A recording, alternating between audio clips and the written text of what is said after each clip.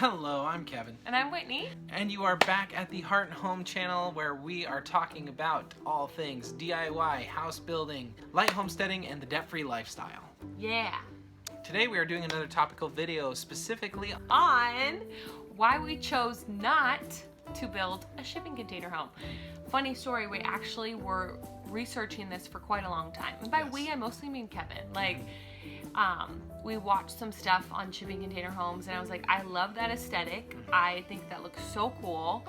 Let's look into it. And then so Kevin just kind of went off and did a bunch of research. Yeah, so my initial thought was like, oh hey, this is a really great way for us to get a structure up quickly and the walls up quickly. And what I found out was that was kind of not really the case. So let's get into it.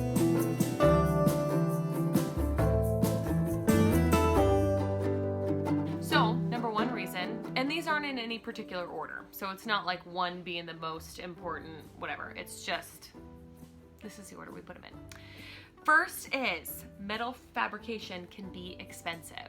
Yeah, so we don't have any real experience with welding or metalworking in general. I think I took like a high school class on it, and that is not sufficient enough to build a house.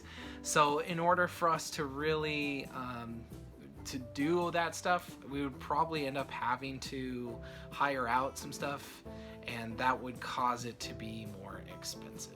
Number two, the reason we were looking into it, we thought we'd save a bunch of money. Turns out just as expensive as a normal home. Yeah, if you're going to be building like square foot per square foot, you're probably not going to save a lot of money, or you're going to pay for it in time. So along with that, along with the shipping container itself, each one that you get, you're either going to have to buy a brand new one, which is going to be expensive, or you're going to have to fix a used one. And you know, there's going to be tons of rust spots, and people will tell you that, oh hey, it has a special kind of metal that once it gets a top coat of rust, it will just last, but that's just not really the case. And if you're into shipping container homes, then you probably watch Life Uncontained, and if you watch Life Uncontained, you know how much work goes into repairing those containers to be livable. Along with used containers, we have the next point, which is potential harmful chemicals or bacteria inside the shipping container. Yeah, so these boxes were used to ship all sorts of things from one country to another for however long they've been in service for. And you know, that could, I think that includes potentially toxic waste. And if that is the case, you do not want your kids crawling around on there. Yes, you can seal the wood in there, but I don't know. I don't want my children particularly crawling around on potentially toxic material. There's probably ways around that, but it just seems like not worth. We're not so in love with the aesthetic that is worth any kind of risk to us. And no shade to anyone that chose this. Yeah. That's all good. Yeah. So the next point is engineering. All of the structure of a shipping container comes from all of the elements working together. So as soon as you start removing some of the sidewall material or anything like that, you have to add in structural support to make up for that. So for us to feel comfortable doing that, we would have probably had to have it engineered. And especially because Whitney and I are particularly interested in having options. So in order for us to like resell our property, we would have to make sure that everything was up to standard. Yes. Speaking of reselling the home, the next reason why we chose not to build a shipping container home was because we were very unsure of resale value. So I think that of like all the different kinds of ways that people make homes, a shipping container one is definitely like a trendy subject right now. But I think that when people are looking to buy a home, there's still, you're going to have a more limited pool of buyers that are familiar with that type of home, which means that there's less chance of a bidding war, and so generally you're probably going to have less resale value of your home. So shipping containers are kind of smaller in size. One shipping container makes kind of a smaller home. Do you know the square feet of one? I think they're generally like 8 feet across, and you can get the plus size ones that I think are 9 feet tall, something like that, which is generally the ones that people use for homes. Okay.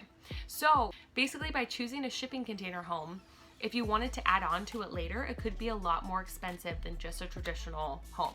Yeah, so obviously if you're building onto it, it's not going to be as expensive, but it is still a lot more difficult than like a wood structure. Wood is just very malleable as a substance to work with, whereas metal, you know, you're going to have, there's a lot of different layers. You're not only going to have to deal with your wood structure for your wall, but you're also going to have to deal with the metal and the restrictions that you're going to have in terms of the strength.